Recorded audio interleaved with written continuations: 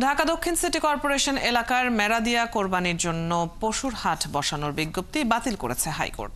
এ কারণে এবার পশুর হাট বসানো যাবে না সেখানে। মঙ্গলবার বিচারপতি জিনাত আরা হক ও বিচারপতি আইনুন নাহার সিদ্দিকার হাইকোর্ট বেঞ্চ এই বিষয়ে করা রিটের শুনানি শেষে এই আদেশ দেন। চলতি বছরের কোরবানির জন্য পশুর হাটের জন্য মেরাদিয়া এলাকা নির্ধারণ করে বিজ্ঞপ্তি দেয় ঢাকা দক্ষিণ সিটি কর্পোরেশন।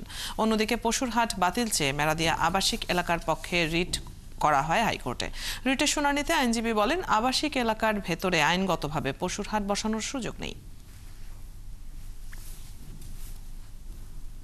কোনো কারণে যদি রেসিডেন্সিয়াল এরিয়াতে কেউ যদি অসুস্থ হয়ে যায়, তাকে যদি অ্যাম্বুলেন্সে করে কোনো জায়গায় হাসপাতালে নেওয়া দরকার পড়ে, এটা কিন্তু একেবারেই সম্ভব হবে না। বিকজ গরু তো আর আপনি যখন তখন সরাই ফেলতে পারবেন না, গরু তো হর্ন বোঝে না।